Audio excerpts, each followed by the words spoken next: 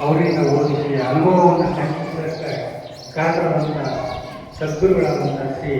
ಶಂಕರಾನಂದ ಗುರುಗಳು ಮುಂಚಾಳು ಇವರ ಪಾದಪದ್ಮದಲ್ಲಿ ಅನಂತ ಶ್ರಮ ಮಾಡ್ತಾ ಒಂದು ವಚನವನ್ನು ಬಸವಣ್ಣನವರ ವಚನ. ಆನೆಯ ಸೇರಿಕೊಂಡು ಹೋದಿರೆ ನೀವು ಕುದುರೆಯ ಸೇರಿಕೊಂಡು ಹೋದಿರೆ ನೀವು ಆನೆಯ ಸೇರಿಕೊಂಡು ಹೋದಿರೆ ನೀವು ಕುದುರೆಯ ಸೇರಿಕೊಂಡು ಹೋದಿರೆ ನೀವು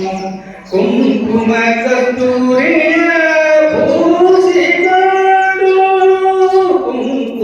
ಕಸ್ತೂರಿಯ ಪೂಸಿಕೊಂಡು ಹೋದಿರೆ ನೀವು ಹೋದಿರೆ ಆನೆಯ ಸೇರಿಕೊಂಡು ಹೋದಿರೆ ನೀವು ಕುದುರೆಯ ಸೇರಿಕೊಂಡು ಹೋದಿರೆ ನೀವು ಸತ್ಯದ ನಿಲವಾದ